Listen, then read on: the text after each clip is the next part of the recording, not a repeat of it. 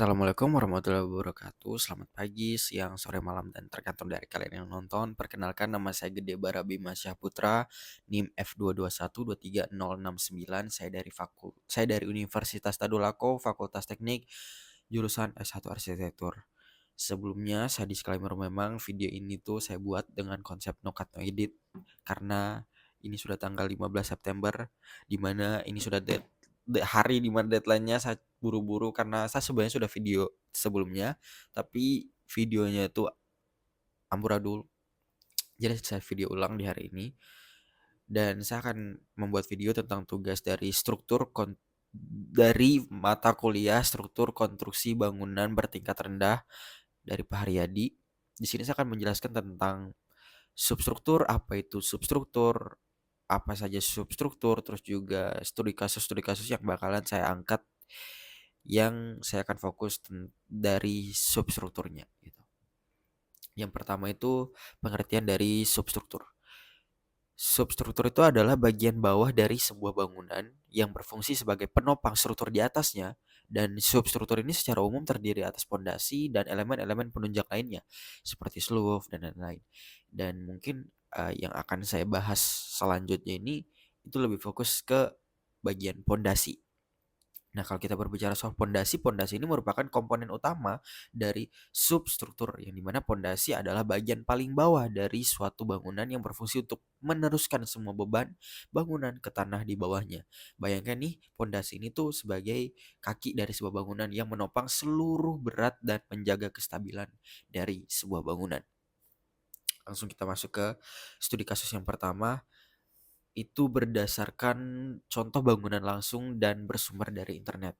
Bangunannya itu merupakan bangunan hotel resort dengan konsep arsitektur rokoko di kawasan Malino, yang dimana bangunan ini menggunakan substruktur pondasi tiang panjang yang berfungsi sebagai penopang bangunan yang akan menyalurkan beban bangunan terhadap tanah. Pondasi tiang panjang. Nah, berdasarkan buku karya Insinyur Sarjono dengan judul yang sama dengan studi kasus yang saya angkat tentang pondasi tiang panjang, beliau ini menjelaskan bahwa pondasi tiang panjang itu adalah suatu struktur pondasi yang berbentuk tiang yang penempatannya itu terdapat pada lapisan tanah pendukung. Pondasi ini digunakan karena memiliki beberapa keunggulan terhadap bangunan gedung bertingkat. Yang pertama itu, pondasi tiang panjang sangat fleksibel digunakan dalam konstruksi bangunan bertingkat, terus juga pondasi yang sangat kuat bahkan di tanah yang labil, terus juga daya tahan pondasi yang sangat lama dan awet. Studi kasus yang kedua itu berdasarkan teori, teori dari Sarjono tahun 1988, yang dimana beliau menjelaskan bahwa penggunaan pondasi tiang panjang ini sebagai pondasi bangunan apabila tanah yang berada di bawah dasar bangunan tidak mempunyai daya dukung yang cukup untuk memikul berat bangunan, beban yang bekerja pada bangunan itu sendiri. Dan studi kasus yang ketiga itu berdasarkan teori juga dari teori Nakazawa tahun 1983, yang mana beliau menjelaskan tentang pondasi tiang panjang adalah suatu konstruksi pondasi yang mampu menahan gaya kesumbu tiang dengan cara menyerap lenturan, yang dimana pondasi tiang ini dibuat menjadi satu kesatuan yang monolit dengan menyatukan pangkal tiang yang terdapat di bawah konstruksi dengan tumpuan pondasi. Studi kasus yang keempat itu berdasarkan Jawa banget, berdasarkan teori juga dari Hardiatmo tahun 2002, ini mana beliau menjelaskan tentang pondasi tiang panjang ini digunakan untuk menahan bangunan bila lapisan tanah kuat terletak sangat dalam di bawah bangunan, yang dimana pondasi jenis ini tuh dapat digunakan untuk mendukung bangunan yang menahan gaya angkat ke atas, terutama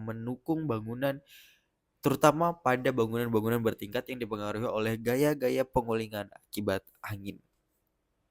Dan studi kasus yang terakhir yang kelima adalah berdasarkan bangunan langsung, yang dimana bersumber dari internet, dan bangunannya itu merupakan bangunan gedung RSJ Profesor Dr. FL Ratumbuisang dari Manado. Ini menggunakan pondasi yang berbeda, yang tadinya itu mungkin dari tadi kita membahas tentang pondasi yang panjang, yang kali ini gedung RSJ Profesor Dr. FL Ratumbuisang di Manado ini menggunakan pondasi bore pile yang dimana pondasi ini akan menyalurkan tegangan-tegangan yang terjadi pada beban struktur di atas ke dalam lapisan tanah yang keras dan memikul beban konstruksi tersebut. Yang dimana pondasi bor pile ini merupakan salah satu jenis pondasi yang kedalamannya tuh kurang lebih dari 15 meter dan biasanya tuh digunakan pada konstruksi bangunan-bangunan tinggi. Seperti yang sudah kita bahas dari tadi.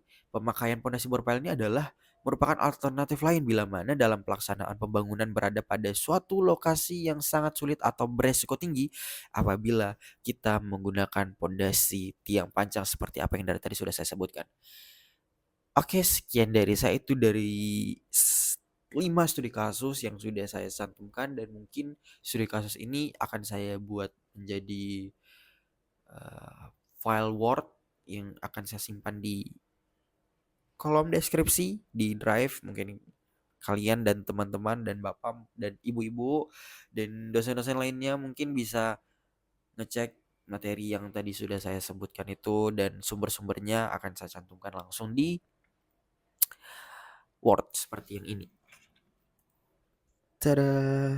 Saya tadi ngebuat video sambil baca ini karena saya jujur-jujuran saja saya belum hafal dengan materinya. Saya tidak hafal tapi saya paham tentang substruktur itu apa, terus juga pondasi itu fungsinya apa dan contoh-contohnya apa dan semua yang sudah saya jelaskan tentang pondasi tiang panjang dan pondasi bore pile. Sebenarnya ada beberapa pondasi juga yang bisa dipakai, cuman ya dari studi kasus yang saya ambil tuh pondasi yang saya sebutkan dari tadi itu pondasi tiang panjang dan pondasi bore pile.